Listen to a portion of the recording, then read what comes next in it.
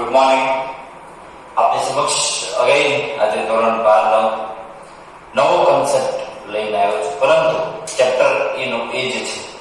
Chapter number 1 વિદ્યુત ભાર અને વિદ્યુત ક્ષેત્ર. એમાં ગયા લેક્ચરમાં આપણે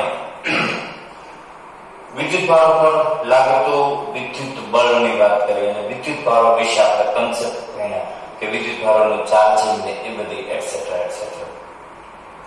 વિદ્યુત ભારો પર લાગતું કુલમ્બિયન બળ એમ કીધું કે બે વિદ્યુત ભારોના ગુણાકારના સમપ્રમાણમાં તેમની વચ્ચેના અંતરના વર્ગના વ્યસ્ત પ્રમાણમાં હોય.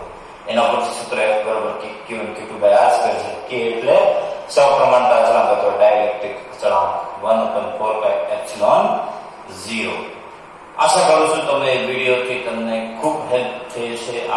એનાથી વિડીયો જોયો છે, આપ એને લાઈક કર્યું, શેર કર્યું, આપનો બળ પ્રતિસાદ મળ્યો છે, એ બદલ હું આપનો ખૂબ ખૂબ આભાર માનું છું.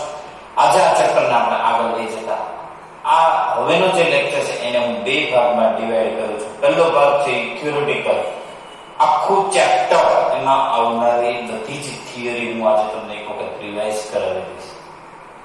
અને નેક્સ્ટ લેક્ચર એનો જે લેક્ચર નંબર 2 પાર્ટ 2 હશે, એ પાર્ટ 2 માં વિદ્યુત ક્ષેત્ર અને વિદ્યુત બળની બધી જ એપ્લિકેશન, સારી એપ્લિકેશન આપણે લેશું. અગેન આજનો લેક્ચર શરૂ કરીએ એક પ્રાર્થના દ્વારા. ફટાફટ બે હાથ જોડેલા મારી સાથે સાથ આપ પણ પ્રાર્થના કરી શકો છો. ઓમ સહનાવવસ્તુ સહનો ભુનસ્તુ સહ વીર્યં કરવાવહૈ તેજસ્વિનાવધીતમસ્તુ મા વિદ્વિષાવહૈ. ઓમ શાંતિ શાંતિ શાંતિ. મિત્રો, લાસ્ટ લેક્ચરમાં આપણે જોયું કે વિદ્યુત ભારો છે એ મુખ્યત્વે 3: પ્રોટોન, ન્યુટ્રોન અને ઇલેક્ટ્રોન. એમાં પ્રોટોન અને ઇલેક્ટ્રોન બે એક ઘરમાં રહેલા બે ભાઈ અને બેન જેવું છે. ભાઈ બેન વગર ન રહી શકે, બેન ભાઈ વગર ન રહી શકે, બે ઘરમાં એના જેવું છે. ઘણા બધા ઉદાહરણ આપણે જોયા વિદ્યુત ભારનું ચાર્જિંગ પ્રોસેસ જોઈ કે કોઈ સળિયો હોય એને ઊન સાથે તમે એને ઘસો તો શું થાય કે સળિયા પરના ઇલેક્ટ્રોન છે એ કપડા પડે છે, સળિયો છે એ ધન વિદ્યુત ભારે થાય. એ બધી વસ્તુની આપણે ચર્ચા કરી. વિદ્યુત ભાર પર લાગતા બળની વાત કરી કે કોઈ એક વિદ્યુત ભાર બીજા વિદ્યુત ભાર ઉપર બે પ્રકારે બળ લગાડી શકે. જો સજાતીય વિદ્યુત ભાર હોય તો તેમની વચ્ચે અપાકર્ષી બળ લાગે, અને જો વિજાતીય વિદ્યુત ભાર હોય તો તેમની વચ્ચે આકર્ષી બળ લાગે. હવે આ ટોપિકને આપણે આગળ લઈ જવાનો છે અને આજે એક નવો પણ ખૂબ ઇન્ટરેસ્ટિંગ અને ખૂબ મહત્વના ટોપિકમાં આપણે એન્ટર થવું છે. માની લો આપણી પાસે બે વિદ્યુત ભાર છે, Q1 અને Q2. એમાંનો કોઈ એક વિદ્યુત ભાર છે એને હું ફિક્સ કરી દઉં. માની લો કે કોઈ તંત્ર છે, કોઈ એમાં કે બે વિદ્યુત ભાર તો નહીં, એમાં તો લાખો કરોડો વિદ્યુત ભાર હશે. એમાં કોઈ એક વિદ્યુત ભારને હું ફિક્સ કરી દઉં. એ વિદ્યુત ભાર પર લાગતું બધા જ વિદ્યુત ભારને કારણે બળની વાત કરો, ખાલી Q2 નહીં, એના ઉપર Q3 બળ લગાડતો હોય, Q4 બળ લગાડતો હોય, Q5 લગાડતો હોય, Q6 લગાડતો હોય, Q7 લગાડતો હોય, Q8 લગાડતો. ટૂંકમાં માની લો કે હું કાર્ટેશિયન યામાક્ષ પદ્ધતિ લઉં તો બલિકા બકરા કોણ બના? Q1. બલીનો બકરો કોને બનાવવાનો? Q1 ને. એના ઉપર Q2 બળ લગાડતો હોય, Q3 લગાડતો હોય, Q4 લગાડતો હોય, Q5 લગાડતો, Q6 Q7 અહીંથી લગાડતો હોય, બધા એકની ઉપર બળ લગાડતા હોય તો એ જે વિદ્યુત ભાર છે એની સ્ટ્રોંગેસ્ટ ઇલેક્ટ્રિક ફોર્સ, મજબૂત એકદમ વિદ્યુત બળ છે એ ઉત્પન્ન થાય અને એને કારણે Q1 છે એ પોતાનું કંઈક આકર્ષણ છે એ જમાવે. મિત્રો, જેમ માની લો કે કોઈ એક શાળામાં કોઈ એક શિક્ષક હોય તો એ 60 વિદ્યાર્થીઓને ભણાવતો હોય, 60 વિદ્યાર્થીઓ વચ્ચે એ શિક્ષક પોતે એક આકર્ષણનું કેન્દ્ર હોય. કારણ કે બલિકા બકરા કોણ હોય? એ શિક્ષક. બાકી બધાને ભણાવવાનું તો ખરી. અત્યારે હું ઓલ ઓવર ગુજરાતની, ઓલ ઓવર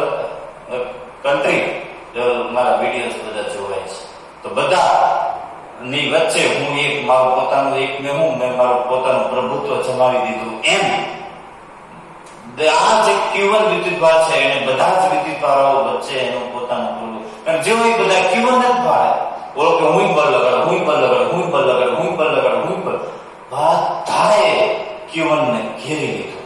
એને કારણે Q1 છે એની આસપાસ પોતાનું કંઈક પ્રભુત્વ જમાવ્યું હોય. આ જે પ્રભુત્વ જમાવ્યું, આ પ્રભુત્વને આપણી ફિઝિક્સની ભાષામાં કહેવાય પોતાનું ક્ષેત્ર જમાવ્યું કહેવાય. શું કહેવાય? પોતાનું ક્ષેત્ર. કેમ કોઈ શેરી ગલીમાં કોઈ કૂતરો હોય તો કૂતરો એ પોતાની ગલીમાં રાજાની જેમ કરતો હોય, સિંહની જેમ કરતો, બીજા કૂતરા નાવા નથી. બીજી ગલીમાં જાય તો કે ઉંદર થઈ જાય. એમ આ Q1 એ પોતાની આજુબાજુ બધા જ વિદ્યુતભારો ઉપર પોતાનું પ્રભુત્વ જમાવ્યું, પોતાની અસર છોડી, પોતાની છાપ છોડી. આ છાપ અને ભૌતિક વિજ્ઞાનની ભાષામાં કહેવામાં આવે છે વિદ્યુત ક્ષેત્ર. બલિકા બગડા એક વિદ્યુતભાર બન્યો, એની ઉપર બધા જ વિદ્યુતભારોએ જે બળ લગાડ્યું એને કારણે જે ઉત્પન્ન થયું એને કહેવાય વિદ્યુત ક્ષેત્ર. તો જો મારે એની વ્યાખ્યા બનાવવી હોય તો બલિકા બકરા એક જ બન્યો, એને હું એકમ લઈ લઉં. એકમ ધન વિદ્યુત ભાર પર લાગતું, બધા જ વિદ્યુત ભારોને કારણે લાગતું કુલંબ બળ, એને શું કહેવાય? વિદ્યુત ક્ષેત્ર. એકમ ધન વિદ્યુત ભાર પર લાગતું બધાને કારણે જે વિદ્યુત બળ લાગે એને કહેવાય વિદ્યુત ક્ષેત્ર. વિદ્યુત ક્ષેત્રની નિશાની છે E. ઇલેક્ટ્રિક ફિલ્ડ, ઇંગ્લિશમાં એને કહેવાય ઇલેક્ટ્રિક ફિલ્ડ. સદિશ રાશિ છે એટલે એને આપણે E સદિશ વડે દર્શાવશું. એનું સૂત્ર બહુ સરળ છે. E is equal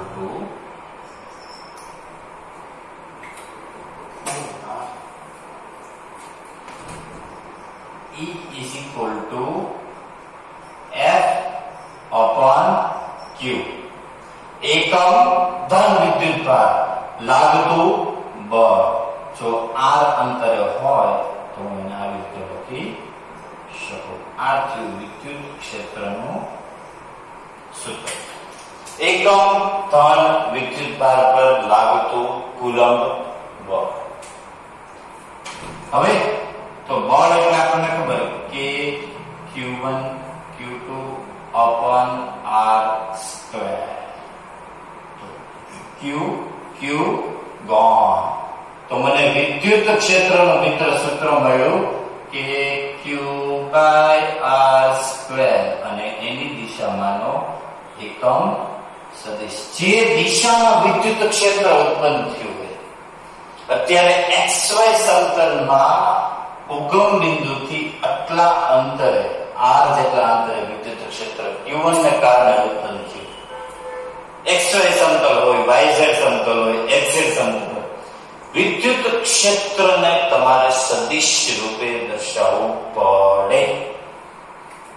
સમજાવો? એકમ ધન વિદ્યુત ભાર પર ઉદ્ભવતું કુલંબ બળ કે બાય R સ્ક્વેર.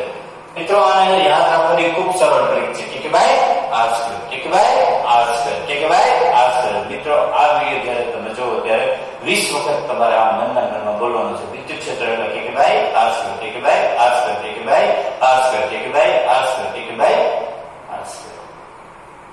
નવી રાશિ એકમ બનાવવો હોય તો બળનો એકમ થાય ન્યૂટન અને આનો એકમ થાય કુલંબ. તો ન્યૂટન પ્રતિ કુલંબ. અથવા એક બીજો પણ એકમ આવશે, આપણે બીજા ચેપ્ટરમાં ભણીશું, વોલ્ટ પ્રતિ મીટર. પાયમાન સૂત્ર બનાવવું હોય તો એકદમ ઈઝી છે. ન્યૂટન એટલે m1 l1 t-2 નીચે q -1 અથવા m1 l1 t-2 વિદ્યુત ભારે તમે કીધું હતું a1 t1 આ થશે m1 l1 t-3 આમની કઈ પણ તમને પૂછી શકે. સમજાવો મિત્રો? જો બહુ બેઝિક કન્સેપ્ટ થી આપણે અત્યારે જઈ રહ્યા છીએ. હું તમને સાવ પાયાથી તમને વિદ્યુત ક્ષેત્રમાં એન્ટર કરાવીશ. મિત્રો એટલું પહેલા યાદ રાખો, એકમ ધન વિદ્યુત ભાર પર લાગતું વિદ્યુત બળ એટલે વિદ્યુત ક્ષેત્ર ઉત્પન્ન કરે. કોઈ પણ વિદ્યુત ભાર છે એની આજુબાજુ પોતાનું ક્ષેત્ર ઉત્પન્ન કરી શકે. એટલું કહો, જેટલા વિદ્યુત ભારને કારણે વિદ્યુત ક્ષેત્ર ઉત્પન્ન થાય. એક વસ્તુ યાદ રાખજો. હવે આમાં થોડુંક આપણે બ્રીફ જઈએ, થોડુંક આપણે ઊંડાણમાં જઈએ. બહુ સરળ વસ્તુ છે મિત્રો. વિદ્યુત ક્ષેત્રને તમે અંદરો અંદર તમારે એને વિદ્યુત ક્ષેત્રને એટલું તમારે કરતા લોહીમાં ભળી જવું જોઈએ. અહીંયા તો હું લખી નાખું, મારે વિદ્યુત ક્ષેત્ર E of R બરોબર F of R upon Q, અથવા એનું ખાલી મૂલ્ય લખું તો E બરોબર k by R2 k by R2 k by R2. 20 વખત મિત્રો તમારા હોમવર્ક ને એ કરવાનું છે બરોબર. હવે વિદ્યુત ક્ષેત્રને જાણે કે વિદ્યુત ક્ષેત્ર એક્ચ્યુઅલી છે શું, તો કે એકમ ધન વિદ્યુત ભાર પર લાગતું વિદ્યુત બળ છે. તો મિત્રો હું એમ કહું કે એકમ ધન વિદ્યુત ભાર નહીં, આપણી પાસે પ્રોટોન અને ઇલેક્ટ્રોન છે, એટલે કે ધન અને ઋણ વિદ્યુત ભાર છે. તો ધન અને ઋણ વિદ્યુત ભાર પર વિદ્યુત ક્ષેત્રની કેવી વર્તણૂક છે એના માટે આપણે એ જોવું પડે કે વિદ્યુત ક્ષેત્રની લાક્ષણિકતાઓ શું શું છે. આપણે ખબર તો હોવી જોઈએ કે ધન વિદ્યુત ભાર એટલે કે પ્રોટોન, ઋણ વિદ્યુત ભાર એટલે કે ઇલેક્ટ્રોન, એના માટે વિદ્યુત ક્ષેત્રની વર્તણૂક કેવી છે. એના માટે આપણે વિદ્યુત ક્ષેત્રની લાક્ષણિકતાઓ જોવી જોઈએ. તો મિત્રો યાદ રાખો, હું તમને એક આકૃતિ દ્વારા બધી જ લાક્ષણિકતા સમજાવી. આ ધન વિદ્યુત ભાર એટલે એને તમે શું કહો છો? પ્રોટોન. આ ઋણ વિદ્યુત ભાર એને તમે શું કહો છો? ઇલેક્ટ્રોન. મિત્રો હંમેશા યાદ રાખજો, ધન વિદ્યુત ભાર છે હંમેશા ક્ષેત્ર રેખાઓને પોતાની બહાર ધકેલે. ક્યાં ધકેલે? બહાર ધકેલે.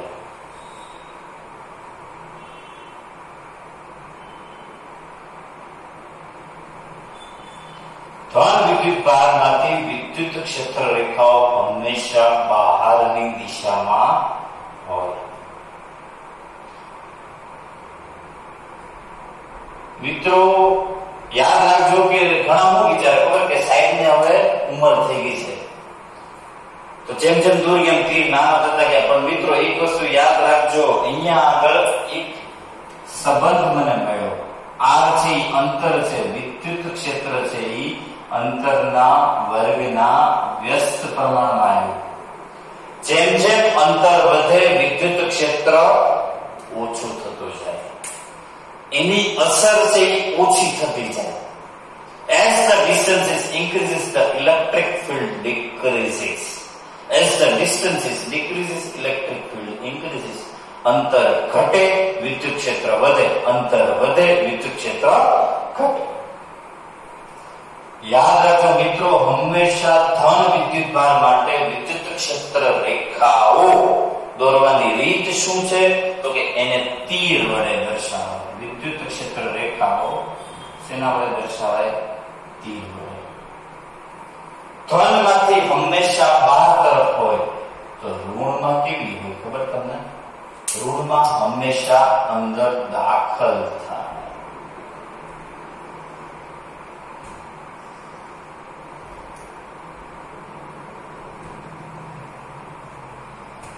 ઋણમાં વિદ્યુત ક્ષેત્ર રેખાઓ હંમેશા દાખલ થાય.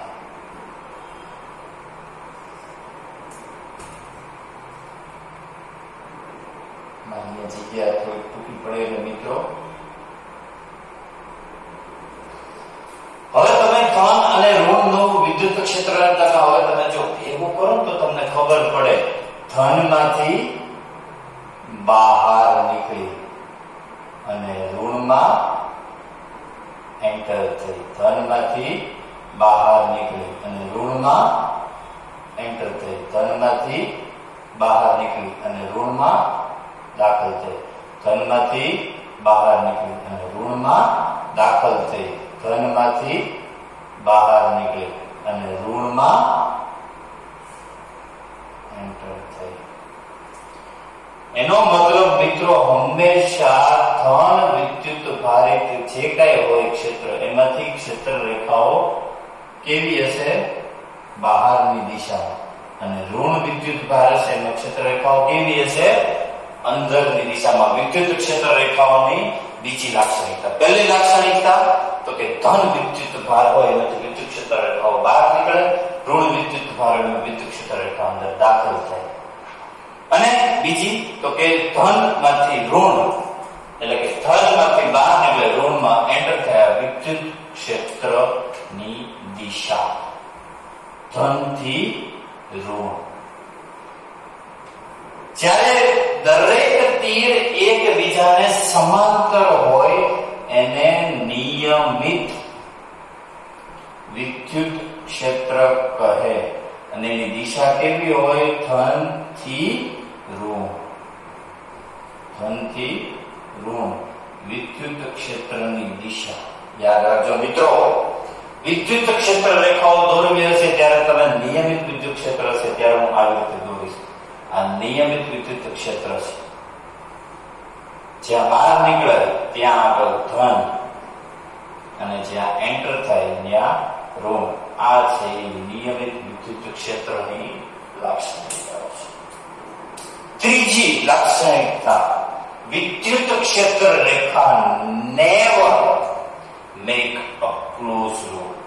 વિદ્યુત ક્ષેત્ર રેખાઓ મિત્રો ક્યારેય બંધ ગાળો બનાવશે નહીં. જ્યારે આપણે ચુંબકીય ક્ષેત્ર રેખાઓની વાત કરશું ત્યારે ભણશું કે એ બંધ ગાળો રચે. જ્યારે વિદ્યુત ક્ષેત્ર રેખાઓ never form a close loop, ક્યારેય બંધ ગાળો રચે નહીં. ધનમાંથી બહાર નીકળે ઋણમાં એન્ટર થઈ, પાછું ઋણથી ધન આવે નહીં. બેટરીનો જે સેલ હોય મિત્રો તમે જાણો છો કે કોઈ પણ બેટરી હશે, મારી પાસે નાનકડો એવો સેલ છે. આ સેલ હોય ને, સેલમાં તે ધન અને ઋણ હોય. તો એ વિદ્યુત ક્ષેત્ર જ છે. ધન એ ધન વિદ્યુત ભાર, ઋણ એ ઋણ વિદ્યુત ભાર. ધનથી ઋણ જતો ક્યારે ઋણથી ધન પાછું આવે નહીં. ખાસ ધ્યાન રાખવાનું. વિદ્યુત ક્ષેત્ર રેખાઓની લાક્ષણિકતાઓ. જેમ જેમ ક્ષેત્ર રેખાઓથી દૂર જાય એમ એની અસર શું થતી જાય? ઘટતી જાય. જો અહીંયા આગળ ક્ષેત્ર રેખાઓ કેવી છે? ગીચોગીચ. જેમ જેમ દૂર જાઓ એમ ક્ષેત્ર રેખાઓ કેવી થતી જાય? છૂટી થતી જાય. એટલે કે અંતર વધે ક્ષેત્ર ઘટે. એમ ઋણ વિદ્યુત ભાર હોય નજીક એટલે કે કેન્દ્રની નજીક બધી કેવી હોય? નજીક નજીક હોય. જેમ જેમ દૂર જાવ એમ એકબીજાથી કેવી થતી જાય?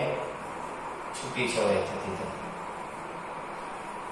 એટલે કે એ વિદ્યુત ક્ષેત્ર રેખાઓની ચોથી લાક્ષણિકતા. જેમ જેમ અંતર વધે એમ ક્ષેત્ર રેખાઓ નબળી પડતી જાય અને જેમ જેમ અંતર ઘટે એમ ક્ષેત્ર રેખાઓ એકદમ ગીચોગીચ થતી જાય. એટલે કે મજબૂત સ્ટ્રોંગ થતી જાય.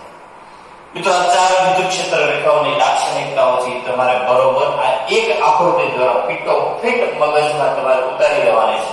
પહેલી લાક્ષણિકતા ફટાફટ કે ધનમાંથી હંમેશા ક્ષેત્ર રેખા બહાર નીકળે અને ઋણમાં એન્ટર થાય. બીજી, વિદ્યુત ક્ષેત્ર રેખા ધનમાંથી નીકળે ઋણમાં જાય ક્યારે બંધ ગાળો રચે નહીં. નિયમિત વિદ્યુત ક્ષેત્ર રેખા તમારે દર્શાવી હોય તો કે ધનમાંથી નીકળે ઋણમાં જાય અને તીર બધા એકબીજાને કેવા હોય? હંમેશા સમાંતર હોય. અને લાસ્ટ કે જેમ જેમ દૂર જાવ એમ ક્ષેત્ર રેખાઓ છૂટી છવાઈ થતી જાય અને વિદ્યુત ક્ષેત્રનું મૂલ્ય ઘટતું જાય. જેમ જેમ નજીક આવો એમ ક્ષેત્ર રેખાઓ ગીચોગીચ અને એને કારણે ક્ષેત્રનું મૂલ્ય કેવું થઈ જાય? સ્ટ્રોંગ. તો આ આટલી ક્ષેત્ર રેખાઓ મિત્રો તમે મગજમાં રાખજો. એના ઉપરથી કોમ્પિટિટિવમાં ઘણી બધી વખત મિત્રો એપ્લિકેશન પૂછી શકાય. તમારે અહીંયા આગળ ખાલી લખવું હોય તો લખી શકો કે ધનમાંથી બહાર આવે ઋણમાં દાખલ થાય. તો મિત્રો મારા મનમાં એક પ્રશ્ન આવે. માની લો કે નિયમિત વિદ્યુત ક્ષેત્ર છે, એ નિયમિત વિદ્યુત ક્ષેત્રમાં મારે પ્રોટોન અને ઇલેક્ટ્રોનને જો મારે મુક્ત પતન કરાવવા હોય તો એ ક્ષેત્ર દર્શાવતી આકૃતિ દોરો. મિત્રો એવો પ્રશ્ન કોમ્પિટિટિવમાં પૂછાઈ શકે, પૂછાયેલા છે. માની લો કે મારે નિયમિત વિદ્યુત ક્ષેત્રમાં મુક્ત પતન કરાવવા, માની લો કે આ પ્રોટોન છે, આ પ્રોટોનને મારે નિયમિત વિદ્યુત ક્ષેત્રમાં મારે એને મુક્ત પતન કરાવો છે, તો વિદ્યુત ક્ષેત્ર દર્શાવતી આકૃતિ દોરો. તો મિત્રો યાદ રાખજો કે નિયમિત વિદ્યુત ક્ષેત્ર પ્રોટોન છે એ ધન વીજભાર છે. પ્રોટોન હંમેશા ક્ષેત્રની દિશામાં ગતિ કરે અને ઇલેક્ટ્રોન હંમેશા ક્ષેત્રની વિરુદ્ધ દિશામાં. શું કામ? કારણ કે પ્રોટોન ઉપર ક્ષેત્રની દિશામાં બળ લાગે, ઇલેક્ટ્રોન ઉપર ક્ષેત્રની વિરુદ્ધ દિશામાં બળ લાગે. પ્રોટોન પર વિદ્યુત ક્ષેત્રની દિશામાં બળ લાગે. આ યાદ રાખવા જેવી બાબત છે મિત્રો. ઇલેક્ટ્રોન પર વિદ્યુત ક્ષેત્રની વિરુદ્ધ દિશામાં બળ લાગે. તો મિત્રો યાદ રાખો કે એની આકૃતિ કેવી હોવી જોઈએ. જો મુક્ત પતન કરાવવા છે તો જો ક્ષેત્ર રેખાઓ નિયમિત એટલે જો મારે એને આવી રીતે હું દોરું. તો મિત્રો યાદ રાખજો કે જો પ્રોટોન છે ધન વીજભાર છે, ધન વીજભારને મારે મુક્ત પતન કરાવવો છે, તો ક્ષેત્ર રેખાની આકૃતિમાં મારે તીર નીચે દોરો કે ઉપર દોરો તો યાદ રાખવાનું ધનમાંથી બહાર આવે, ઋણમાં અંદર થાય. અને પ્રોટોનને આપણે મુક્ત પતન કરવાનો છે, એનો મતલબ ઉપર ધન વીજભાર હોવો જોઈએ અને નીચે કયો વીજભાર હોવો જોઈએ? ઋણ. જોઈ લો, પ્રોટોનની ગતિ વિદ્યુત ક્ષેત્રની દિશામાં. અહીંયા આગળ પ્રોટોન શું થશે? મુક્ત પતન પામશે. આ વિદ્યુત ક્ષેત્ર પ્રોટોનને મુક્ત પતન થતી વિદ્યુત ક્ષેત્રની દર્શાવતી હાજરી છે. હવે ઇલેક્ટ્રોન માટે તમને પૂછે મિત્રો, એ મારે દોરવાની જરૂર નથી, તમે સમજી જ ગયા હશો. ઇલેક્ટ્રોનની ગતિ વિદ્યુત ક્ષેત્રની વિરુદ્ધમાં છે. મારે માઇનસ ક્યુ એને જો મારે મુક્ત પતન કરાવવો હોય તો મારે તીર ક્યાં દોરવા એ મારે તમને કહેવાની જરૂર નથી. કારણ કે તમને ખબર, ઇલેક્ટ્રોન વિદ્યુત ક્ષેત્રની વિરુદ્ધ દિશામાં બળ લાગે તો હંમેશા વિદ્યુત ક્ષેત્ર નીચેથી ઉપર હોય ને, તો ઇલેક્ટ્રોન ક્યારે ઉપર નથી જવાનો. ઇલેક્ટ્રોન હંમેશા ક્યાં આવે? નીચે. કારણ કે એની પર ક્ષેત્રની વિરુદ્ધમાં બળ લાગે. મિત્રો આ આકૃતિઓ ખાસ મગજમાં તમે ફિટ કરી લેજો. પ્રોટોનને ક્ષેત્રની દિશામાં ગતિ કરે, ઇલેક્ટ્રોન ક્ષેત્રની વિરુદ્ધમાં. એટલે પ્રોટોન માટે ઉપરથી નીચે આવવાનું, ઇલેક્ટ્રોન માટે નીચેથી ઉપર વિદ્યુત ક્ષેત્ર. એટલે ઇલેક્ટ્રોન છે એ મુક્ત પતન કરે. મિત્રો આ આકૃતિ ખાસ આપના મગજમાં ફિટ કરી લેજો. તો મિત્રો મુક્ત પતનનો કિસ્સો આવ્યો છે તો મને હજી એક વસ્તુ, કેટલા સમયમાં નીચે આવશે મારે એ જાણવું છે. પ્રોટોન કે ઇલેક્ટ્રોન, ચાલો મુક્ત પતન કરી.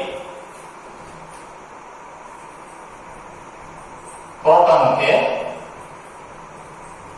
ઇલેક્ટ્રોન કેટલા સમયમાં એ મુક્ત પતન થઈને નીચે આવશે? તો જો મુક્ત પતન માટે અચળ પ્રવેગી ગતિ d બરાબર v0t + 1/2 a t². v0 સ્ટાર્ટિંગનો વેગ 0. હવે જો આપણને ગમે એ રીતે પ્રવેગ મળી જાય તો આપણને સમય, તો જો આપણી પાસે સૂત્ર છે E = F/q. તો F બરોબર શું થાય? માહલો દળ ગુણ્યા પ્રવેગ. વાહ. અને જો ઇલેક્ટ્રોન કે પ્રોટોન ની જ વાત છે તો +or - e. એ બરોબર શું થયું? +or - e/m. વાહ. હવે સૂત્રને ત્યાં મૂકી દો. d બરોબર 1/2 +or - e/m × t². અહીંયા આગળ તો t બરોબર √2dm/e × e. તમને એક વસ્તુ ખબર પડી, સમય છે એ દળના સમપ્રમાણના વર્ગમૂળના, પરંતુ વિદ્યુત ભારના વર્ગમૂળના વ્યસ્ત. મિત્રો આ સંબંધ તમને લેતા આવડવો જોઈએ. આ બધી નાની નાની વસ્તુ તમને ક્યારેક કોઈ શીખવાડવામાં ન આવે, તમારે જાતે એને એલિબરેટ કરવી પડે. સમજાણું મિત્રો? મુક્ત બદન કેટલા સમયમાં થશે? દળના વર્ગમૂળના સમપ્રમાણ પણ વિદ્યુત ભારના વર્ગમૂળના વ્યસ્ત પ્રમાણમાં હશે. પ્રોટોન કરતા ઇલેક્ટ્રોન હલકો છે. પ્રોટોનનું દળ 1.67 × 10⁻27 kg જ્યારે ઇલેક્ટ્રોનનો 9.1 × 10⁻31 kg. તો કેટલા સમયમાં આવશે એ તમે લખી શકો. અહીંયા ઘડી સૂત્ર હું લખી રાખો. 2dm/e × e. સમય છે વિદ્યુત ભારના દળના વર્ગમૂળના સમપ્રમાણમાં અને વર્ગમૂળના વ્યસ્ત પ્રમાણમાં. બરોબર છે મિત્રો? તો આ વાત થઈ વિદ્યુત ક્ષેત્રની વાત થઈ. એટલી વસ્તુ મિત્રો તમારે યાદ રાખવાની થશે કે એકમ ધન વિદ્યુત ભાર પર લાગતું વિદ્યુત બળ, વિદ્યુત ક્ષેત્ર છે એ અંતરના ઘટવા સાથે વધે, અંતરના વધવા સાથે ઘટે. વિદ્યુત ક્ષેત્ર રેખાઓની લાક્ષણિકતાઓ કેટલા સમય બાદ ધનનો વિદ્યુત ભાર નીચે આવે. હવે એમાંથી એક થોડોક નાનકડો એવો જમ્પ કરી, મારે વિદ્યુત ક્ષેત્ર છે પણ એકને કારણે નહીં. માની લો બે વિજાતીય વિદ્યુત ભારો છે અમારી પાસે. બે વિજાતીય વિદ્યુત ભારો હોય. સપોઝ કે ઋણ છે અને ધન છે. એકબીજાથી પરિમિત અંતરે, સપોઝ કે 2a જેટલા અંતરે રહેલા છે, એક જ સમતલમાં, માની લો x અક્ષ. તો આના વડે જે બને એ પાછો ભૌતિક વિજ્ઞાનનો એક નવો કોન્સેપ્ટ બને. બે વિજાતીય વિદ્યુત ભારો જો એકબીજાથી પરિમિત અંતરે, યાદ રાખજો મિત્રો, પરિમિત નિયમિત અંતરે રહેલા હોય તો એ એક ડાય. બે છે ને વિદ્યુત ભાર, બે એટલે ડાયપોલ ની રચના કરે. બે વિજાતીય વિદ્યુત ભારોના તંત્રને કારણે બનતી રચના એને શું કહેવાય? ડાયપોલ. એની નિશાની છે આને ઇલેક્ટ્રિક ડાયપોલ એટલે P. P બરોબર 2a. અંતર જો એટલે બમણું નથી, આખું અંતર 2a છે. માની લો કે બે વિદ્યુત ભાર એકબીજાથી 10 મીટર અંતરે રહે તો 10 × 20 નથી લેવાનો, એ આખું 2a જ 10 છે ઇન્ટુ વિદ્યુત ભારનું મૂલ્ય. વિજાતીય છે પરંતુ સમાન મૂલ્યના, સમાન મૂલ્ય પરંતુ કેવા? વિજાતીય વિદ્યુત ભાર. એ કોની રચના કરે? ડાયપોલની. આ ડાયપોલનું સૂત્ર P બરોબર 2a × q. અગેન પોતે સદિશ રાશિ છે. યાદ રાખજો મિત્રો, ડાયપોલ છે પોતે સદિશ રાશિ છે. સમજાવો તમને? P બરોબર 2a × q. એકમ બનાવો તો કુલમ × મીટર અથવા એમ્પિયર × સેકન્ડ × મીટર. એનું પારિમાણિક સૂત્ર બની જાય m0 L1 T1 A1. બરોબર છે મિત્રો? સમાન મૂલ્ય પરંતુ વિજાતીય વિદ્યુત ભાર ધરાવતા બે વિદ્યુત ભારો એકબીજાથી પરિમિત અંતરે ગોઠવે ત્યારે કોની રચના કરે? ડાયપોલ. વિદ્યુત ડાયપોલ.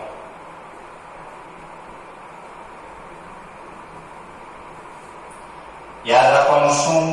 સમાન મૂલ્ય વિજાતીય વિદ્યુત ભાર P બરોબર 2a × q. ઓકે? સદિશ રાશિ છે મિત્રો એટલે મારે સદિશ દર્શાવવું. હવે વિદ્યુત ક્ષેત્ર અને ડાયપોલ ને હવે આપણે ભેગું કરીએ. માની લો કે ભાર હવે જો ટ્રાયપોલ કે ટેટ્રાપોલ કે પેન્ટાપોલ કે એવું કઈ આવશે નહીં. મિત્રો ડાયપોલ છે, હવે ડાયપોલને આપણે અલગ અલગ જગ્યાએ ગોઠવી અને એના માટે જો વિદ્યુત ક્ષેત્ર ગોતી એવી થિયરી છે કે ડાયપોલ્સ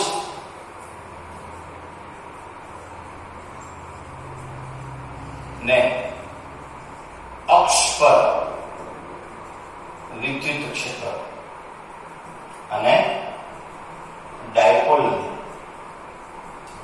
વિષુવ રેખા પર વિદ્યુત ક્ષેત્રના મૂલ્યો કેટલા. મિત્રો જેડબલ્યુ નીટમાં તમારે ડાયરેક્ટ સૂત્ર યાદ રાખવાનું, પણ તેની કન્સેપ્ટ ખૂબ સરળ છે, થિયરી એકદમ સરળ છે. માની લો કે અક્ષ આપણે થિયરીમાં લઈએ એ રીતે લઈએ તો માની લો કે આ અક્ષ છે, બે વિદ્યુત ભાર છે પ્લસ ક્યુ માઇનસ ક્યુ, એકબીજાથી 2a જેટલા અંતરે રહેલા છે. આ છે એ બિંદુ છે. માની લો કે ઉગમ બિંદુથી z અંતરે p બિંદુ પાસે તમારે વિદ્યુત ક્ષેત્ર ડાયપોલને કારણે ગોતો. તો જો જેટલા વિદ્યુત ભાર એટલા વિદ્યુત ક્ષેત્ર. અહીંયા બે વિદ્યુત ભાર છે તો બેને કારણે વિદ્યુત ક્ષેત્ર હશે. પ્લસ q ને કારણે પણ, તો પ્લસ q થી ઉગમ બિંદુનું અંતર કેટલું થાય? a. અહીંયા કેટલું થાય? a. હવે જો પ્લસ q ને કારણે વિદ્યુત ક્ષેત્ર લખો તો કે q બાય r સ્ક્વેર છે, કે q r સ્ક્વેર એટલે z માઈનસ એનો સ્ક્વેર. માઈનસ q ને કારણે વિદ્યુત ક્ષેત્ર લેવા જાવ આ e પ્લસ અહીં માઈનસ કે q ને z પ્લસ એનો સ્ક્વેર. હવે બીજું કઈ નથી, નેટ વિદ્યુત ક્ષેત્ર તમે e plus plus e minus કરો, પણ અહીંયા વિદ્યુત ભારનું મૂલ્ય કેવું છે? માઈનસ છે. અહીંયા છે ને કે માઈનસ q. હવે એ બેનો તમે સરવાળો કરો એટલે તમને સૂત્ર મળે, અને એ સૂત્ર માટે હું તમને કહું છું એ ખૂબ મોટા અંતરે લેવામાં આવે તો એ સૂત્ર થાય 2kp upon z ક્યુબ, અને એની દિશામાંનો એકમ સદિશ k બરોબર 1/4πε0 પણ મૂકી શકો. તો kp upon z ક્યુબ તો બગડો જાય એટલે 1/2πε0. આ આવ્યું અક્ષ પર વિદ્યુત ક્ષેત્રનું મૂલ્ય ડાયપોલને કારણે 2kp upon z cube, 2kp upon z cube, 2kp upon z cube. હવે ડાયપોલને વિષુવ રેખા ઉપર જો આપણે ગોઠવીએ y તો જો પ્લસ q માઈનસ q બે વચ્ચેનું પરિમિત અંતર 2a. માની લો કે અક્ષ વિષુવ રેખા આ હતી, અક્ષ આ છે વિષુવ રેખા. માની લો વિષુવ રેખા પર આપણે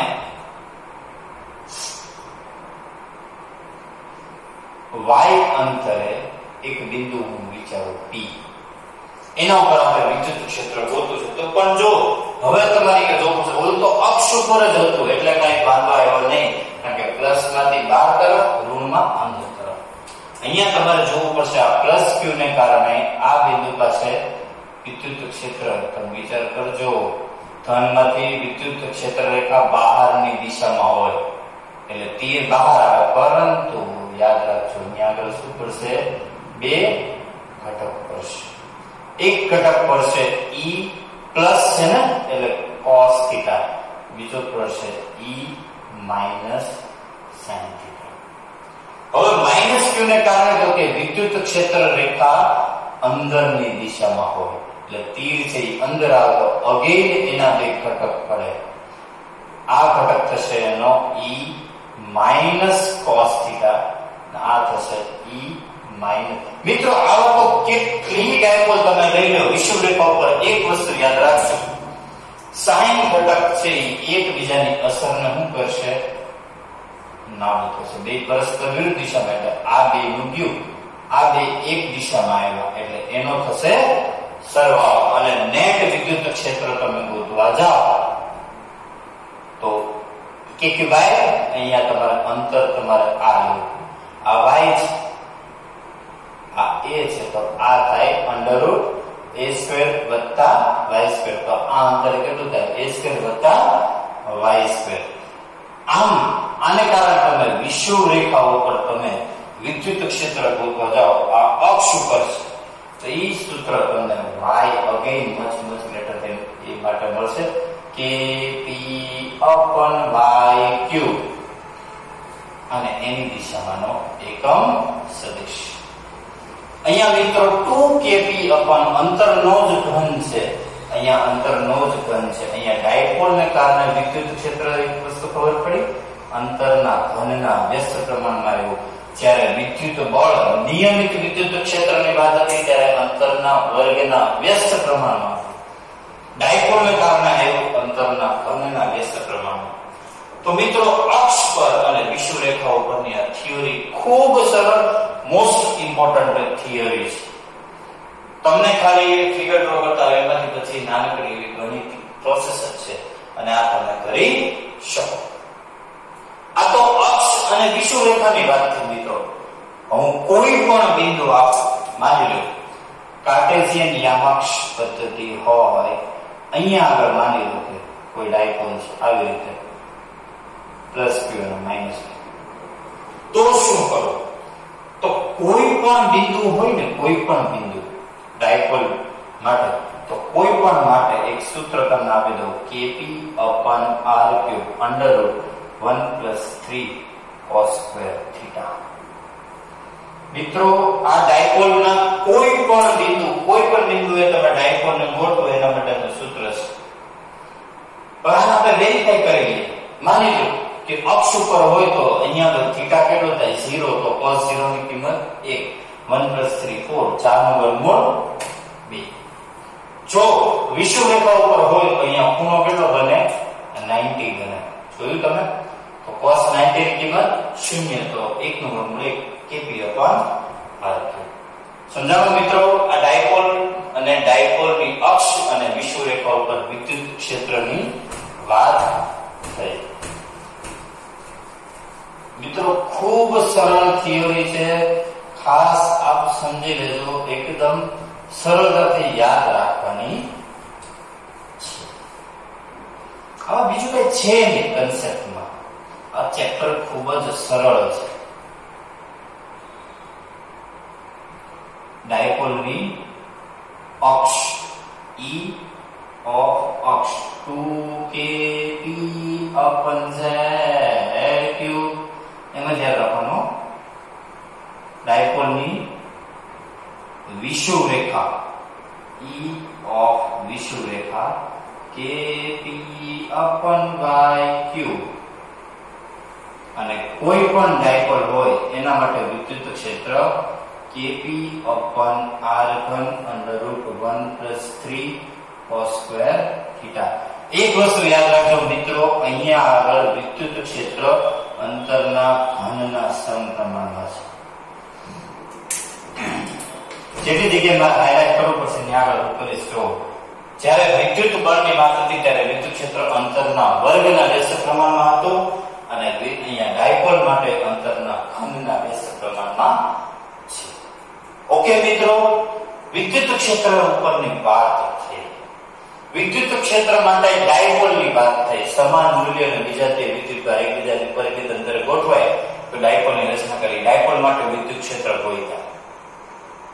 હવે મારો પ્રશ્ન એ છે કે સમાન વિદ્યુત ક્ષેત્ર હોય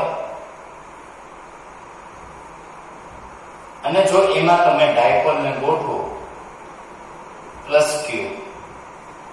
અને -q એકબીજાથી પરિમિત અંતરે, તો શું થાય? તો યાદ રાખો મિત્રો કે સમાન વિદ્યુત ક્ષેત્ર હોય અને એમાં તમે આ ડાયપોલને ગોઠવી છે તો બંને વિદ્યુત ભારો છે એ બંને વિદ્યુત ભારો પર ક્ષેત્રની અસર આવવાની છે. એ ક્ષેત્રની અસર કઈ રીતે આવશે? તો કે ધન વિદ્યુત ભાર માટે તમે જાણો છો કે એના ઉપર ક્ષેત્રની દિશામાં બળ લાગે. અને ઋણ વિદ્યુત ભાર ઉપર ક્ષેત્રની વિરુદ્ધમાં બળ લાગે. આ તો મિત્રો એવી વાત થઈ, તમે ભણી ગયા કે જ્યારે પરસ્પર વિરુદ્ધ દિશામાં સમાન મૂલ્યનું બળ લાગે ત્યારે પદાર્થ છે એ ક્ષેત્રમાં ફરે. આવી રીતે ફરશે. માની આની અક્ષ તો સમાન વિદ્યુત ક્ષેત્રમાં તમે જ્યારે કોઈ પણ સળિયાને મૂકો ત્યારે વિદ્યુત ક્ષેત્રમાં ફરશે અને ફરશે એટલે ફરવા માટે તમે જાણો છો જવાબદાર શું આવે? Torque. R cross F. Torque બરોબર R F sin થીટા. તમે જાણો છો મિત્રો.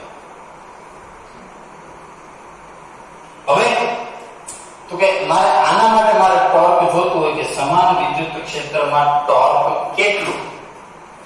તો જો અહીંયા આગળ બળ તો કેટલું? F sin થીટા થશે ને. બળ કેટલું થશે?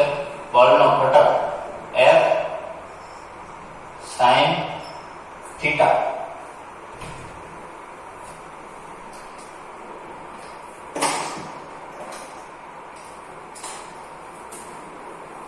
બળનો ઘટક થશે F sin થીટા.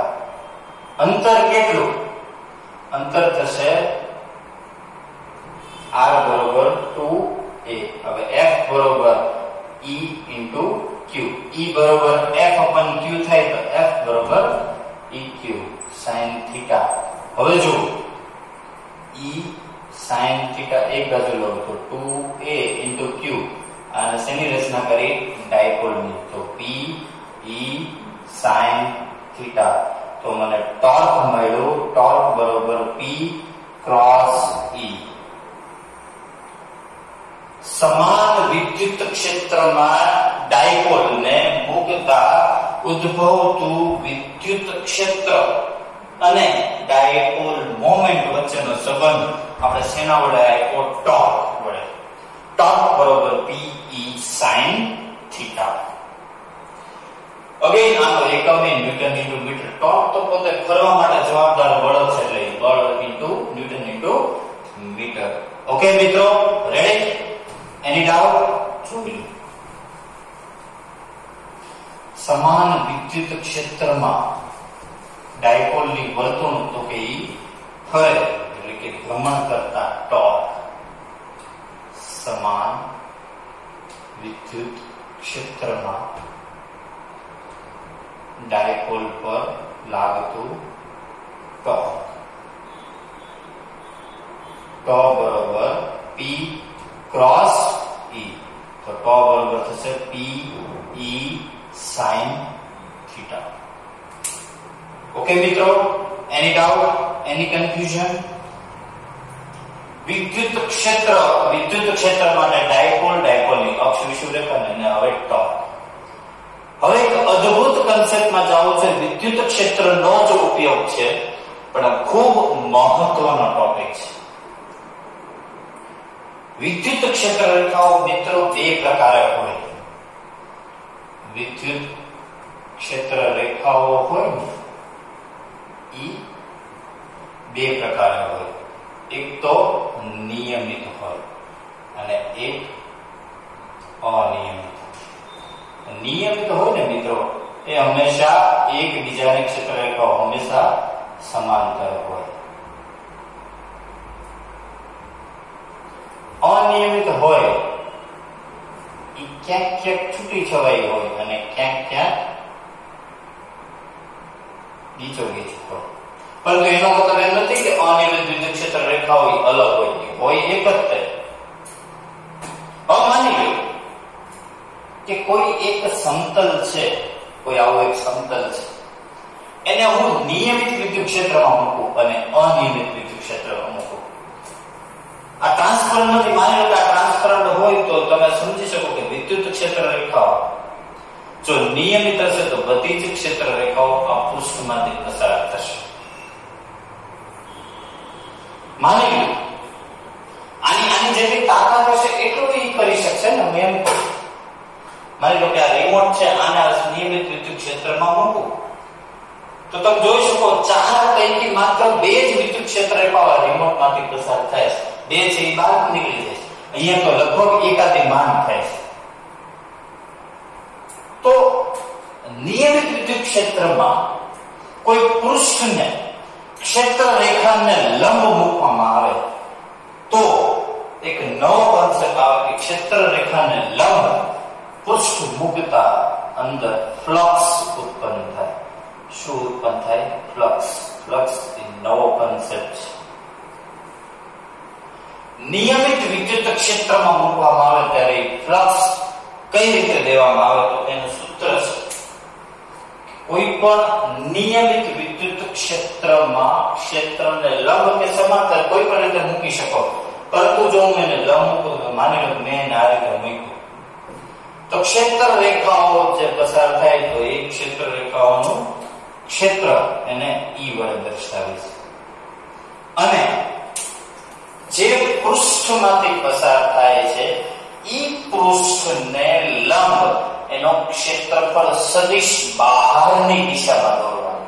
યાદ રાખજો મિત્રો, ફ્લક્સ નિયમિત વિદ્યુત ક્ષેત્ર માટે ગોતવા માટે અત્યારે હું કયા ક્ષેત્રની વાત કરીશ? નિયમિત ક્ષેત્ર માટે ફ્લક્સ મારે જોતું છે. તો નિયમિત વિદ્યુત ક્ષેત્ર માટે ફ્લક્સ તો કે જે ક્ષેત્ર પસાર થાય એ વિદ્યુત ક્ષેત્ર અને જે પૃષ્ઠ તમે વાપર્યું છે ઈ પૃષ્ઠને લંબ બહાર કે અંદર દિશામાં શું દોરવાનો? એનો ક્ષેત્રફળ સદિશ. માની કે કોઈ પૃષ્ઠ છે આવી રીતે છે તો વિદ્યુત ક્ષેત્ર રેખાઓ આ દિશામાં એને લંબ એનો પૃષ્ઠફળ સદિશ યા તો બહારની દિશામાં યા તો અંદરની દિશામાં એને એ વડે દર્શાવવાનું અને લેવાનો ઈ બેનો ડોટ પ્રોડક્ટ. આ નિયમિત વિદ્યુત ક્ષેત્ર માટે કોઈ ડોટ પ્રોડક્ટ એટલે તમને ખબર છે પહેલાનું મૂલ્ય બીજાનું મૂલ્ય cos θ. આ થયું નિયમિત વિદ્યુત ક્ષેત્ર માટે ગાઉસે આપેલો છે. એમાં ફ્લક્સ ગાઉસે જો કે બંધ પૃષ્ઠ માટે આપ્યો, પરંતુ નિયમિત વિદ્યુત ક્ષેત્ર હોય તો તમે જોઈ શકો છો જો અત્યારે વિદ્યુત ક્ષેત્ર અને ક્ષેત્રફળ સદિશ બે એક દિશામાં તો cos θ કેવો થાય? 0. cos 0 ની કિંમત કેટલી થાય? 1. એવું નથી તમે ક્ષેત્રને સમાંતરે મૂકી શકો, પરંતુ જે દિશામાં રાખો એ દિશામાં પૃષ્ઠને લંબ રૂપે બહારની દિશામાં ક્ષેત્રફળ સદિશ લેવાનું. યાદ રાખજો ક્ષેત્ર પાછું ન બદલાઈ જાય. તમે આને સમાંતર રાખો તો ક્ષેત્ર તો આ દિશામાં છે, બરોબર? જો તમે તમારું ક્ષેત્રફળ પૃષ્ઠ આવી રીતે રાખ્યું તો હવે ક્ષેત્રફળ સદિશ એને લંબ રૂપે કઈ દિશામાં? ઉપરની દિશામાં આવે તો ક્ષેત્ર આ દિશામાં તો દેવ છે ખૂણો કેટલો? 90. તો જ્યારે થીટા બરોબર 0 કે 180 હોય ત્યારે ફ્લક્સ તમને ધન કે ઋણ મળે. જ્યારે થીટા બરોબર 90 કે 270 હોય ને ત્યારે ફ્લક્સ તમને કેટલું મળે? 0. યાદ રાખજો વિદ્યુત ક્ષેત્રને સમાંતર તમે પૃષ્ઠ રાખો ત્યારે તમને હંમેશા ફ્લક્સ કેવું મળશે? 0. વિદ્યુત ક્ષેત્રને લંબ રાખશો ત્યારે માત્ર ફ્લક્સ મળશે. એનું રીઝન છે મિત્રો કે ક્યાં ક્ષેત્ર રેખાઓ કઈ સમાંતર રાખતા પસાર થવાની છે. હવે સમાંતર રેખાઓ કેટલી એકેય નહીં થાય. સમજાવો મિત્રો, યાદ રાખજો વિદ્યુત ક્ષેત્ર રેખા પૃષ્ઠને લંબ રૂપે પસાર થશે ત્યારે ફ્લક્સ મળશે, પૃષ્ઠને સમાંતર પસાર થશે ત્યારે ફ્લક્સનું મૂલ્ય 0. અને પૃષ્ઠફળ સદિશ કઈ રીતે લેવાનો?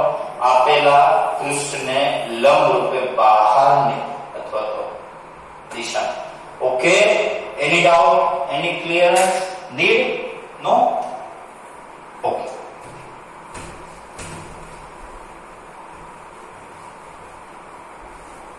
તો આ તો નિયમિત વિદ્યુત ક્ષેત્રની વાત થઈ. એના માટે ફ્લક્સ બરોબર E ડોટ A વડે આપવામાં આવે. E A cos θ. અનિયમિત વિદ્યુત ક્ષેત્ર માટે શું? હવે ક્યાંક ક્યાંક ક્ષેત્ર રેખાઓ છૂટી છે અને ક્યાંક ક્યાંક ક્ષેત્ર રેખાઓ ગીચોગીચ છે.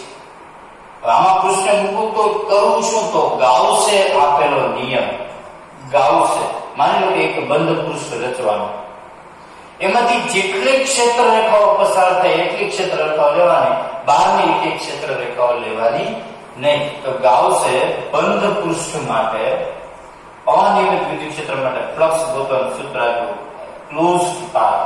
એના ઉપર રેખા સંકલન કરવાનું, ક્લોઝ લૂપ ઉપર શું કરવાનું? રેખા સંકલન. E ડોટ dl શું લેવાનું? E dot dl is equal to તમે લઈ શકો E dl cos થીટા.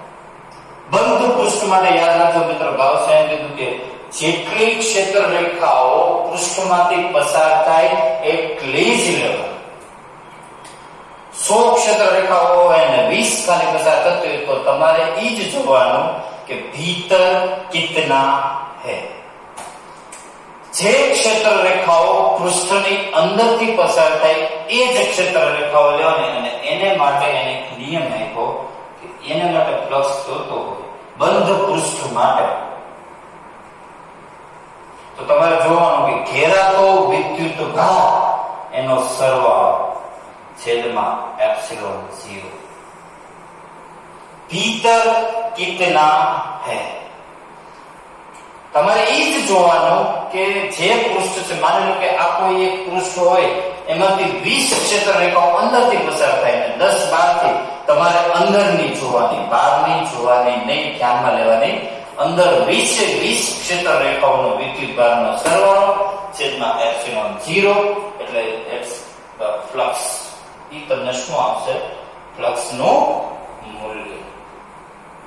भीतर कितना है वही देखना है.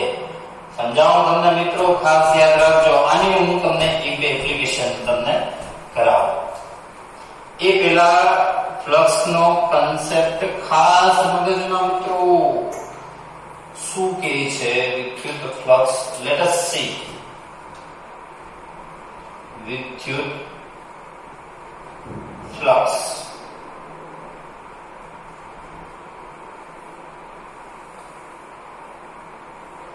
પેલા કયા ક્ષેત્ર માટે? નિયમિત વિદ્યુત ક્ષેત્ર માટે. E phi બરોબર શું આવશે? E ડોટ A બરોબર E A cos થીટા. બીજું અનિયમિત વિદ્યુત ક્ષેત્ર માટે બંધ પૃષ્ઠ પર રેખા સંકલન લેવાનું S E डॉट डी અને ભીતર કિતના है फ्लक्स टोटल કેટલું થાય? ભીતર એટલે કે અંદર ઘેરાતો વિદ્યુત ભાર શું લેવાનું? ઘેરાતો વિદ્યુત ભાર છેદમાં એપ્સિલોન 0. મિત્રો યાદ રાખજો એક વસ્તુ ખાસ તમને કહેવાની કે નિયમિત વિદ્યુત ક્ષેત્ર અગેન આઈ રિપીટ કે ફ્લક્સ કઈ રીતે? તો કે ક્ષેત્ર રેખાઓ ડોટ જે પૃષ્ઠ ક્ષેત્રને લંબ હોય કે સમાંતર, લંબ હોય કે સમાંતર, પૃષ્ઠફળ સદિશ પૃષ્ઠને લંબ રૂપે બહારની દિશામાં દોરવાનો રહેશે અને થીટા બરોબર 0 કે 180 ફ્લક્સ શું આવશે? ધન કે ઋણ. અને થીટા બરોબર 90 કે 270 માટે ફ્લક્સ નું મૂલ્ય શું આવશે? 0. ગાઉસ નો નિયમ છે મિત્રો, આ યાદ રાખજો. હવે એના માટે હું તમને માની લો કે એક પૃષ્ઠ છે, આ અનિયમિત પૃષ્ઠ છે. માની લો કે પ્લસ ક્યુ માઇનસ ક્યુ 2q minus q 3q minus q q minus 2. માની લો કે આવું એક પૃષ્ઠ છે. એક એપ્લિકેશન લેવી છે મારે કે ગાઉસનો નિયમ કઈ રીતે વાપરવો. તો ભલે ને બધા જ વિદ્યુત ભારોને કારણે ક્ષેત્ર જો બહારને કારણે હોય અંદરને કારણે હોય, તમારે અનિયમિત માટે તમારે જોવાનું ભીતર કિतना है। આ એક વિદ્યુત ભાર ધ્યાનમાં લેવાના નથી। ભીતર કિतना है તો કે ફ્લક્સ બરોબર ભાગ્યા એપ્સિલોન 0 બધાનો સરવાળો q વત્તા q minus q minus q વત્તા 2q માઈનસ q। તો જો q q 2q 2q 2q 4q minus કેટલા છે 1 2 ને 3 તો જવાબ આવ્યો q ઓપન એપ્સિલોન 0। પણ મિત્રો એક કહું કે જો ક્યારેક કોમ્પિટિટિવ માં ગુજકેટમાં જ પૂછાયેલો ક્વેશ્ચન છે, ક્યારેક થોડું ઘણું ટ્વિસ્ટ કરે ચાલો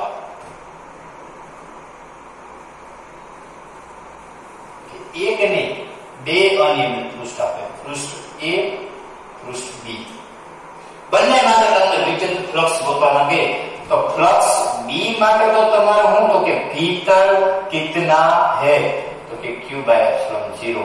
પણ ફ્લક્સ A માટે તમે કયા વિદ્યુત ભાર ધ્યાનમાં લેશો 4q 2q q કે બધા? તો યાદ રાખજો મિત્રો A ની અંદર આ B વાળા વિદ્યુત ભાર કન્સિડર કરવાના આવે એટલે તમારા બધા જ ધ્યાનમાં લેવા પડે।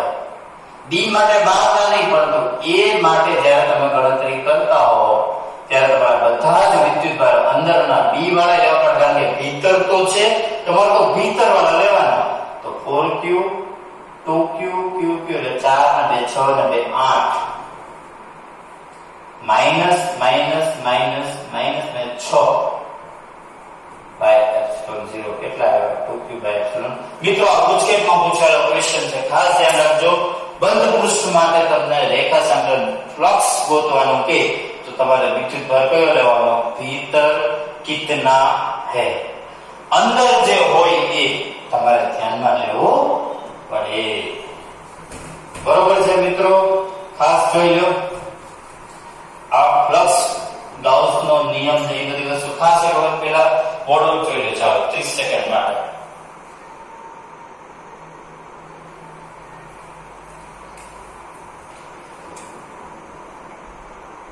હવે આપણે એક એવા ટોપિક ઉપર જઈએ, આપણે જો વિદ્યુત બળની વાત કરી હતી, વિદ્યુત ક્ષેત્ર આવી ગયું, વિદ્યુત ક્ષેત્ર માટે ડાયપોલ, ડાયપોલ માટે અક્ષ, વિષુવરેખા, નિયમિત અનિયમિત વિદ્યુત ક્ષેત્ર માટે ફ્લક્સ અને ડાયપોલને ફેરવી પણ લીધી। હવે મારે વિદ્યુત ભારનું વિતરણ કરવું છે। હવે એક નહીં અસંખ્ય વિદ્યુત ભારો છે, એનો મારે ટુકડો ભરી બધા મારે ફેર વિખેર કરી દેવા છે। પરંતુ વિદ્યુત ભારનો અત્યાર સુધીની થિયરી જોઈએ એમાં વિદ્યુત ભારનું ક્યાંય આપણે સારી રીતે વિતરણ નથી કર્યા। વિદ્યુત ભારોને આપણે અનિયમિત રીતે વિતરિત કરેલા, મન ભાવે ત્યાં મૂક્યા હતા, જો ને મેં આકૃતિ દોરી હતી। પણ હવે મારે એનું નિયમિત વિતરણ જોતું છે। વિદ્યુત ભારોને મારે નિયમિત રીતે વિતરિત કરવા છે। વિદ્યુત ભારને મારે કોઈ માની લો કે આવો અનંત લંબાઈનો તાર હોય એના ઉપર મારે વિતરણ કરવા છે, આવો કોઈ પૃષ્ઠ હોય એના ઉપર વિતરણ કરવા છે, આવો કોઈ ગોળો હોય એના ઉપર વિતરણ કરવા છે, અથવા તો આવી કોઈ રિંગ હોય એના ઉપર વિતરણ કરવા છે। મારી પાસે ઘણા બધા ઓબ્જેક્ટ છે, ઘણા બધા એક્ઝામ્પલ્સ છે કે જેના માટે હું વિદ્યુત ક્ષેત્ર રેખાઓ માટે હું એને વિદ્યુત ભારનું વિતરણ નિયમિત રીતે કરી શકું। મિત્રો યાદ રાખજો નિયમિત રીતે।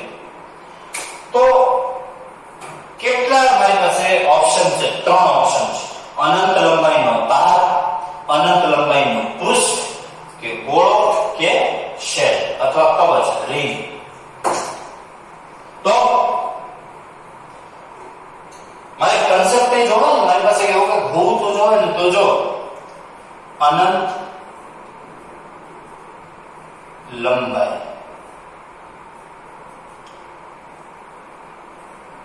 અનંત પૃષ્ઠ કયો કે ક્ષેત્રફળ કયો અને કદ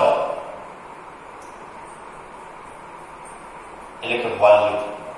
તો ત્રણેય માટે મારે પહેલા તો કઈક વસ્તુ મારે જાણવું કરવી પડે ને કે વિદ્યુત ભાર ત્રણેયમાં મારે કોનું વિતરણ કરવાનું છે?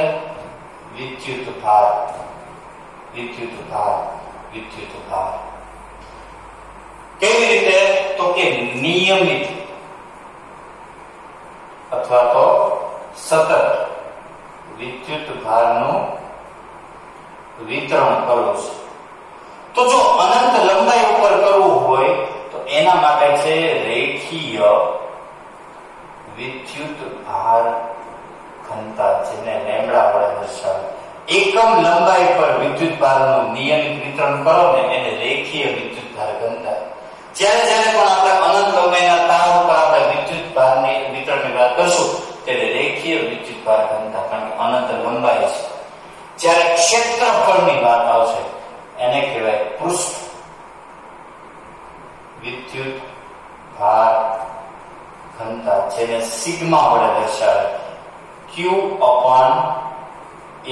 A માને ક્ષેત્રફળ, અહીંયા L માને લંબાઈ, અને નિયમિત એને કહેવાય કદ વિદ્યુત ભાર ઘનતા, એને ρ વડે દર્શાવે. ρ બરોબર Q upon એકમ લંબાઈ, એકમ ક્ષેત્રફળ, એકમ કદ. ત્રણ થિયરીમાં આપણે વિદ્યુત ભારનું સતત વિતરણ કરશું. લંબાઈ ઉપર કરીએ છીએ રેખીય વિદ્યુત ભાર ઘનતા, ક્ષેત્રફળ પર કરીએ ત્યારે પૃષ્ઠ વિદ્યુત ભાર ઘનતા, કદ ઉપર કરીએ ત્યારે કદ વિદ્યુત ભાર ઘનતા. ત્રણેયના એકમ બનાવવા હોય તો બની જાય કુલમ પ્રતિ મીટર, કુલમ પ્રતિ મીટર સ્ક્વેર, કુલમ પ્રતિ મીટર ક્યુબ. તો જો અનંત લંબાઈ ઉપર મારે વિદ્યુત ભાર વિતરણ કરવું હોય, અનંત લંબાઈ પર વિદ્યુત ભાર વિતરણ, તો માની લો કે કોઈ એક તાર છે કે જેની લંબાઈ હું કેવી લઉં, અનંત હોય x અક્ષ. હવે એના માટે તો કે રેખીય વિદ્યુત ભાર ઘનતા લેમ્બડા બરોબર Q upon n. તો અનંત લંબાઈના તાર ઉપર માની લો કે વિદ્યુત ભાર મેં આવી રીતે વિતરિત કરી દીધો. લંબાઈ કેવી છે? અનંત છે. તો દરેકને કારણે વિદ્યુત ક્ષેત્ર 12 હવે એવા તો લંબાઈ અનંત છે, -x બાજુ તેને +x બાજુ. મારે વિદ્યુત ક્ષેત્ર ગોતવું છે. અનંત લંબાઈની તાર પર વિદ્યુત ભારનું સતત વિતરણ કરીને જો વિદ્યુત ક્ષેત્ર ગોતવું તો હું કરું? તો કે બધા વિદ્યુત ભારને પાછળ તો દરેકને પહેલાને કારણે બીજો ત્રીજો એવા તો અનંત છે. તો એને કારણે પેલા હું તો કે કોઈ એકને કારણે વિદ્યુત ક્ષેત્ર ગોતી પછી બધા ઉપર તમારે સંકલન લેવું પડે -∞ થી ∞ સુધી. અને એ સંકલન લ્યો એટલે તમને અનંત વિદ્યુત ભારને કારણે એ વિદ્યુત ક્ષેત્રનું મૂલ્ય મળે 2k લેમ્બડા બાય r. બોલો 2k લેમ્બડા બાય r. બોલો 2k લેમ્બડા બાય r. બોલો 2k લેમ્બડા બાય r. હવે એના માટે તમે k બરોબર 1/4 pi epsilon 0 lambda by r into r સદિશ લ્યો એટલે તમને મળે 1/2 pi epsilon 0. 2k lambda by r. બોલો 2k લેમ્બડા બાય r. અનંત લંબાઈના તાર પર સતત વિદ્યુત ભારનું વિતરણ કરો એને કારણે મળતા વિદ્યુત ક્ષેત્રનું સૂત્ર છે. હવે અનંત લંબાઈનું પૃષ્ઠ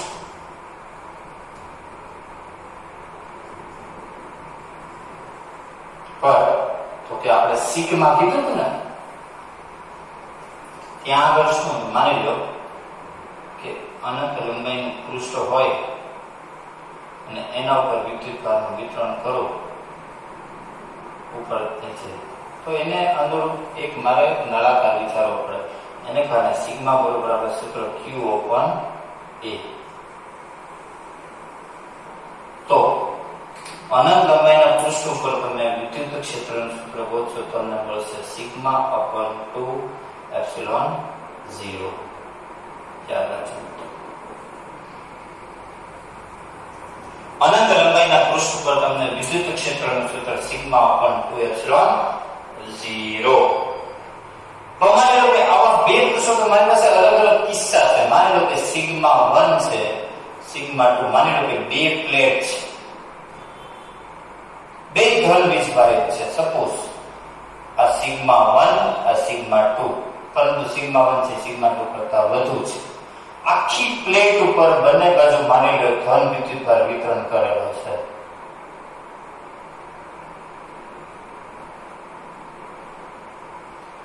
હવે આના પછીના ચેપ્ટરમાં તમે ભણશો કે આવી પ્લેટ છે ને, ધન અને ઋણ વિદ્યુતભાર પ્લેટ એક કેપેસિટરની રચના કરે. અત્યારે તો આપણે ખાલી ધન વિદ્યુતભારને કારણે તો માની લો કે મારે બે બાજુ અને વચ્ચે વિદ્યુત ક્ષેત્રનું મૂલ્ય જોતું હોય તો જો આ જે પ્લેટ છે આ વિદ્યુતભાર માટે ધન વિદ્યુતભાર કઈ દિશામાં? બહારની દિશામાં.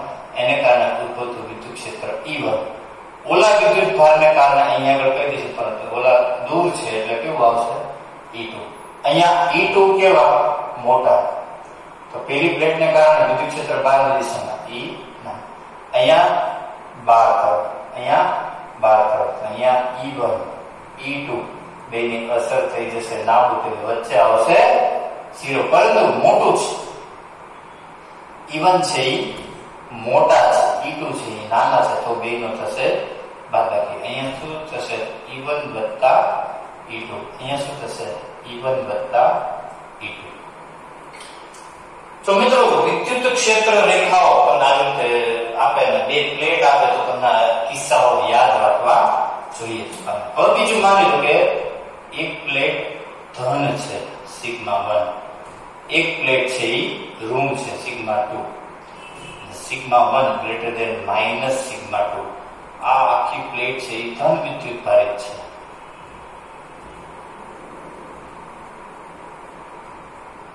આ આખી પ્લેટ ઋણ વિદ્યુત ભારિત છે. તો આના માટે વિદ્યુત ક્ષેત્ર રેખા કે પ્લસ ને કારણે બહારની દિશામાં તો E1, ઓલા ઋણ ને કારણે અંદર પણ એનું ક્ષેત્ર ઓછું. તો અહીંયા પરિણામી શું થાય? E1 minus E2. અહીંયા ઋણમાં અંદર તરફ, ઓલામાં ધન ને કારણે બહાર તરફ. અહીંયા શું થશે? E2 minus E1. અહીંયા ધન ને કારણે બહાર તરફ, ઋણ ને કારણે અંદર તરફ, E1 માઇનસ E2. મિત્રો આ બે પ્લેટ ને કારણે હવે માની લો કે સિગ્મા 1 સિગ્મા 2 સેમ છે. સિગ્મા 1 માઇનસ સિગ્મા 2, આ ધન આ ઋણ, આ ધન. હવે મારે વિદ્યુત ક્ષેત્ર બે બાજુ જોતું હોય તો જોયા જેવી થશે.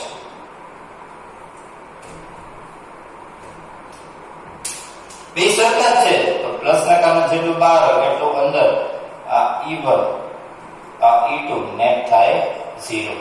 અહીંયા ઋણ ને કારણે અંદર તરફ, ધન ને કારણે બહાર તરફ, E1 E2 ક્ષેત્ર સુઈ લો.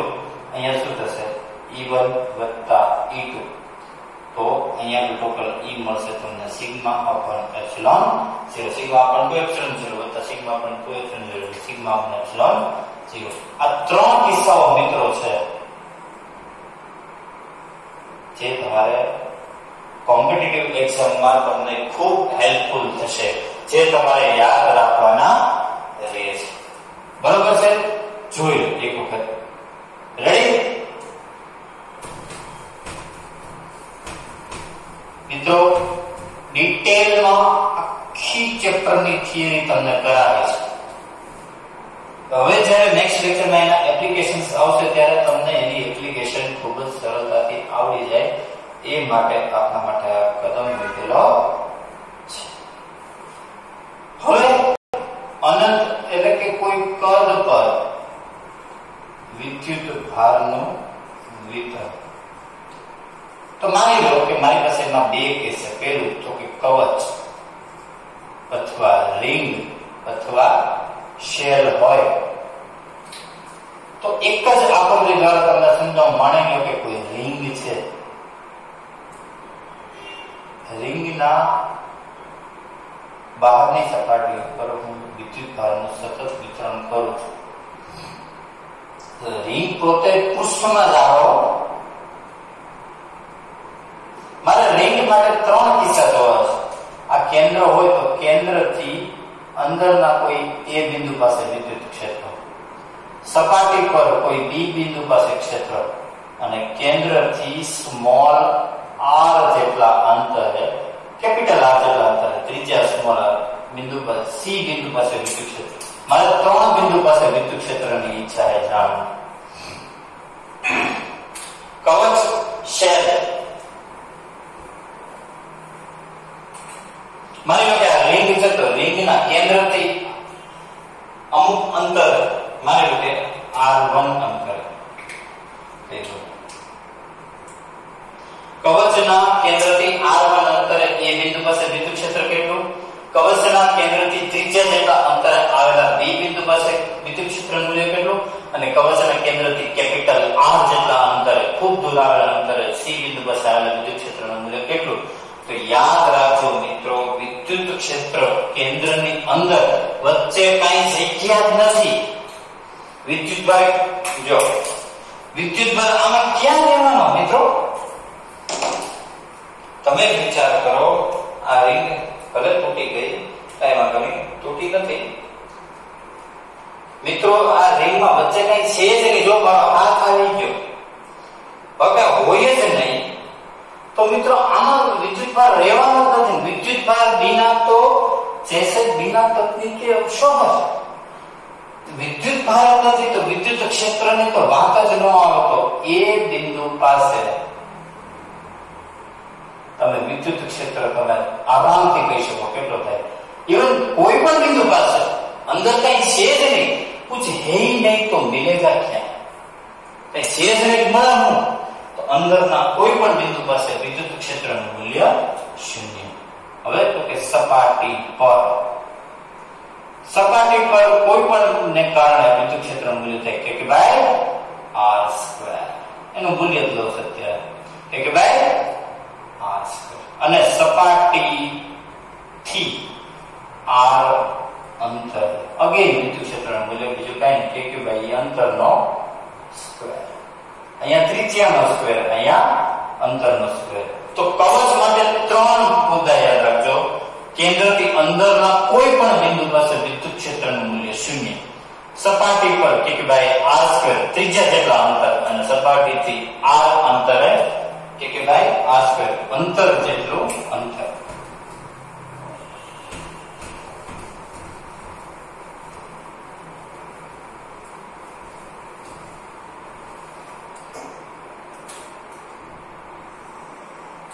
તો જો કવચ શેલ તો કે ભાઈ અંદર વિદ્યુત ક્ષેત્ર શૂન્ય, સપાટી પર કે બાય r² અને r અંતરે કે બાય કેપિટલ R². હવે તો કે બીજો કિસ્સો છે ગોળો, ઘન અથવા નક્કર ગોળો હોય. હવે રિંગ નહીં મિત્રો, ગોળો અંદરથી ભરેલું હોય, દ્રવ્ય ભરેલું હોય, એના ઉપર તમે વિદ્યુત ભારનું વિતરણ કરો, નિયમિત વિદ્યુત ભારનું વિતરણ આવી તમે કરો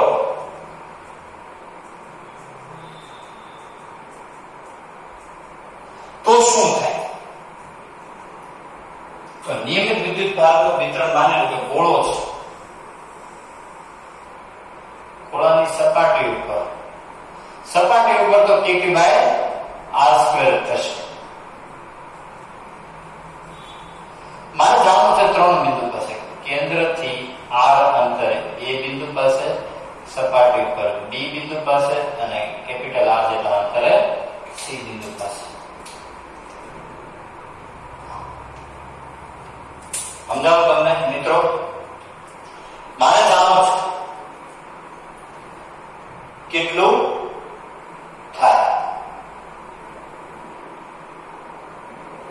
તો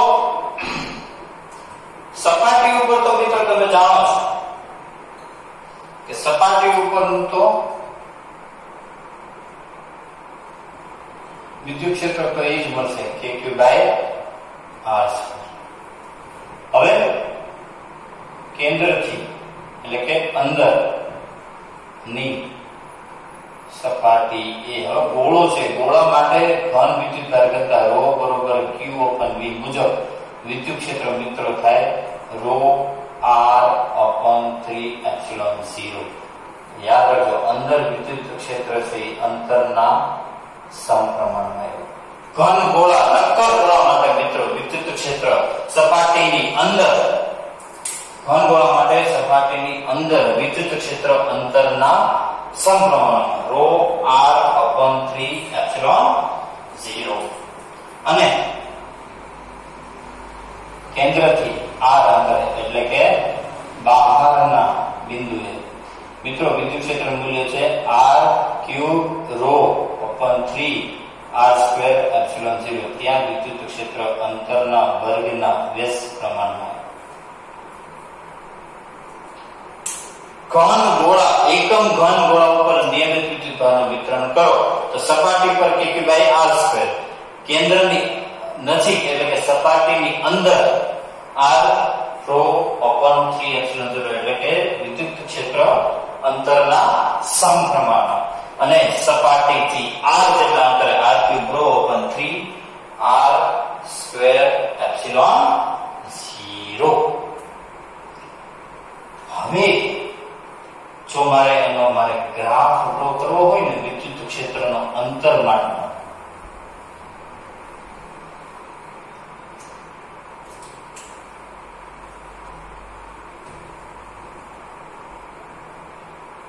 તો મિત્રો આ xy સમતલ, આ x અક્ષ, આ y અક્ષ. તો જો નક્કર ગોળા માટે છે આ ગ્રાફ, એટલે યાદ રાખજો સપાટીની અંદરની વાત કરું તો ત્યાં આગળ તો વિદ્યુત ક્ષેત્ર અંતરના સમપ્રમાણમાં છે. એ ગ્રાફ કેવો આવશે? સુરેખ આવશે. વિદ્યુત ક્ષેત્ર અંતરના સમપ્રમાણમાં. અને સપાટી પર kq/r², સપાટી પર, સપાટીથી અંદર. હવે જેમ જેમ દૂર જાવ એમ અંતરના વર્ગના વ્યસ્ત પ્રમાણમાં ઘટે છે. ત્યાં વિદ્યુત ક્ષેત્ર અંતરના વર્ગના બહારના બિંદુએ. તો આ નક્કર ગોળા માટે નિયમિત વિદ્યુતભાર વિતરણ માટેના વિદ્યુત ક્ષેત્રનો graph most important NEET JEE માટેનો ગ્રાફ છે. સપાટીથી અંદર તો વિદ્યુત ક્ષેત્ર અંતરના સમપ્રમાણમાં, સપાટી પર kq/r², જેમ જેમ દૂર જાવ વિદ્યુત ક્ષેત્ર ઘટતું જાય. શેલ માટે શું આવશે ખબર? શેલ માટે ખાલી આ ભાગની. જો તમારે કવચ માટે તમારે વિદ્યુત ક્ષેત્રનું મૂલ્ય દોરવું હોય, E બરાબર r cube ρ upon 3 r square epsilon 0. E ચલે છે 1/r². શેલ કવચ માટે જો તમારે વિદ્યુત ક્ષેત્રનો ગ્રાફ ડ્રો કરવો હોય ને તો શું આવશે ખબર? સપાટી સુધી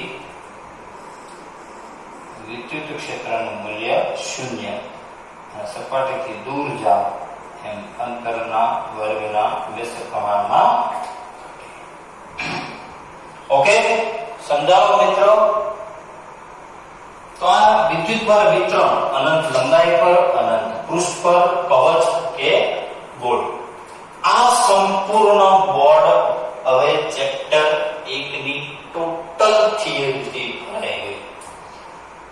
તમામ થિયરી મિત્રો આમાં આપણે લઈ લીધી, રિવિઝન કરી લીધી. તમે પણ ઘરે બેઠા આ વિડિયો લેક્ચરને આપ ખાસ આપને કહું છું મિત્રો, આ વિડિયો લેક્ચરને આપ ખાસ ધ્યાનથી જોજો, સમજજો, જાતે અધ્યયન કરજો.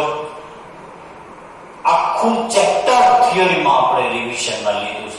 નાના નાના પોઈન્ટ્સ જે કંઈ આપને કહેવામાં આવ્યા છે એ તમારે ધ્યાનમાં રાખી અને નેક્સ્ટ હવેનો જે આપણો લેક્ચર આવશે આ ચેપ્ટર 1 નો છેલ્લો લેક્ચર અને એની એપ્લિકેશનનો લેક્ચર. પછી આપણે ચેપ્ટર 2 માં જશું. તમારી આપને વિનંતી છે મિત્રો કે આપ મેક્સિમમ ટાઈમ આ વિડિયો લેક્ચરને જોઈ તમારું અધ્યયન પૂરું કરી અને નેક્સ્ટ લેક્ચરમાં આપણે આ રીતે આપેની એપ્લિકેશન આરામથી સોલ્વ કરીશું. બરોબર છે મિત્રો? ખાસ એક વખત આ બોર્ડ આપવું જોઈએ વિદ્યુત ક્ષેત્રથી ભરેલું છે અને વિદ્યુત ભારથી. તો next lecture coming very soon with the application of electric charge and electric field, standard 12, chapter number 1. Till then, ખુશ રહો, ઘરમાં રહો, stay safe અને બધા હસતા રહો અને તમારી સંપૂર્ણ તૈયારી કરતા રહો. Thank you. જય ભારત. Okay, good day.